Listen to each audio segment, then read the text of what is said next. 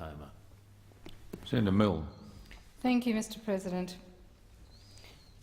As I stand here in the Australian Senate tonight, at exactly the same time there are people standing in Geneva at the Human Rights Council debating a resolution which is a move by the international community to have an independent investigation into the human rights atrocities and abuses and war crimes that occurred at the end of the Civil War.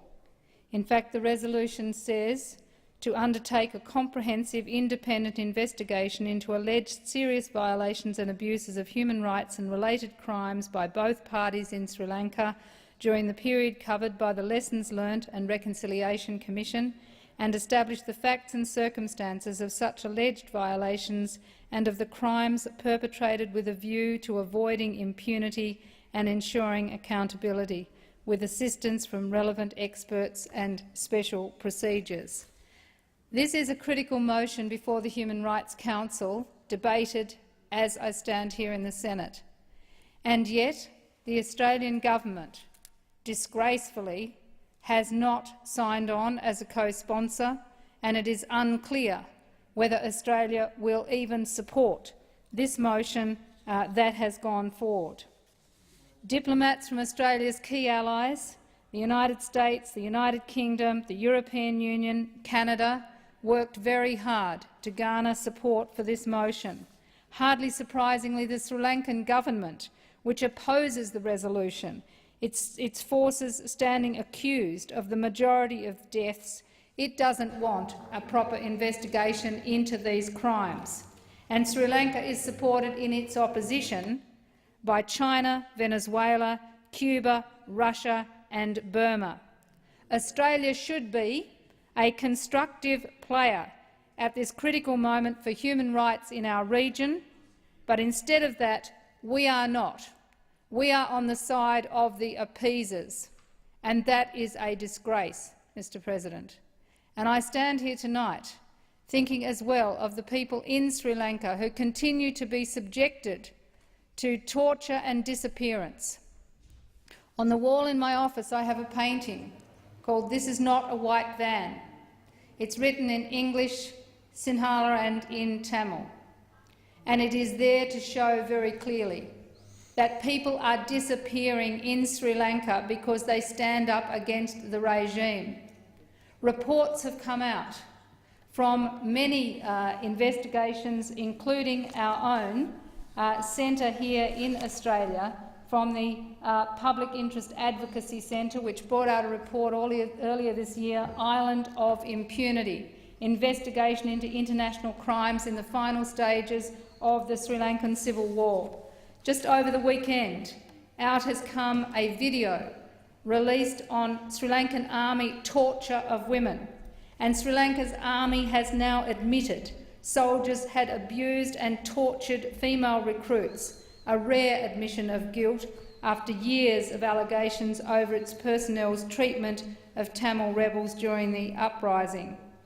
And it documents some horrific footage of torture in that case. At the same time, we've had a report again out over the weekend from the United Kingdom Bar Human Rights Committee, and that is shocking.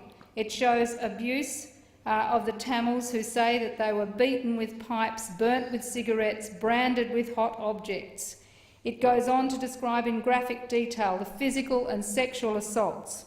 It says one woman was sexually assaulted with a baton and endured 7 gang rapes. And yet Australia is complicit in working with the Sri Lankan government to try to stop people from being able to flee torture in Sri Lanka. In fact, Australia is working with the Sri Lankan authorities to block asylum seekers' escape. Australia provides intelligence, patrol boats and other financial resources to the Sri Lankan Navy and police to intercept the boats. And Sri Lankan authorities claim to have blocked 4,500 Sri Lankans attempting to leave.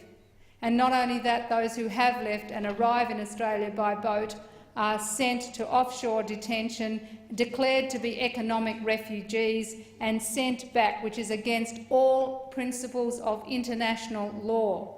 This is a disgrace that Australia, a country which used to have a proud record in human rights, should be putting its stop the boats domestic policy ahead of any decency in international negotiations and human rights. And I can tell you, Mr. President, the rest of the world cannot believe that in this meeting in Geneva right now, Australia has demonstrated such cowardice and such appeasement of the Rajapaksa regime. And, Mr. President, it is my view that the Rajapaksa regime is the closest thing to a totalitarian dictatorship masquerading as a democracy that we have in our region. It is going to be, once we've got this international investigation into war crimes, it is going to be a matter of real shame that the Australian government behaved so badly in that circumstance. There has been a letter written to Tony Abbott, the Prime Minister, in recent days, signed by John Dowd, Chancellor of the Southern Cross University, former New South Wales Attorney-General, Gareth Evans, former Foreign Minister of Australia, Malcolm Fraser, former Prime Minister of Australia, Owen Harries, former Australian Ambassador to UNESCO, Geoffrey Robertson, Master of the Bench, Gordon Weiss, Adjunct Professor at Griffith University, Thomas Keneally, Australian author, and former Greens leader Bob Brown, all writing to the Prime Minister saying, for goodness sake, uphold international law.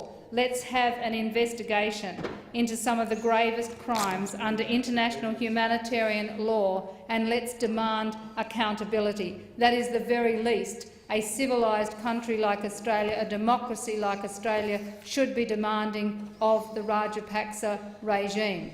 But we are not. We are actively sending people back to torture, and we are preventing people against whom crimes are being committed from leaving Sri Lanka. And you cannot say, Mr. President, that people in the Australian Parliament did not know. If they did not know, then it is studied ignorance, because the reports are here, report after report, demonstrating the level of abuse, and it is horrific. And so, Mr. President, I am devastated that my country has failed to stand up in the Human Rights Council in this debate on this resolution in Sri Lanka. I hope that at the last minute Australia will be shamed into supporting the resolution that is being put forward. If we don't stand up and do that, then I think the future is going to judge this government very harshly. And just as an example of what is going on here, when the Sri Lankan government sought to have its High Commissioner's credentials recognised under the former Rudd government at that point, the former Admiral Thassara Samarasinghe, I argued that his credentials should not be recognised because he was an alleged war criminal as a result of his command of the Navy at that time in Sri Lanka in the northern and eastern zones, where the Navy fired on unarmed civilians, where so many were killed, where the hospital was fired upon, where shocking atrocities were committed. And yet we have recognised his credentials, and they continue to be recognised by this government, and an international investigation into the war crimes will include an investigation into the Sri Lankan High Commissioner to Australia, and so it should. Mr. President, it is no excuse, there are no excuses that Australia can put forward for our failure to stand up for human rights, and I want to put on the record that the Australian Greens stand with those other countries, the United States, the United Kingdom, Canada, in supporting this resolution for an international investigation into war crimes in Sri Lanka, and I would hope that that investigation also exposes the extent to which the Australian government has engaged in appeasement and in refusing to face the war crimes which will shock all of us when the full extent is revealed. Senator Boyce.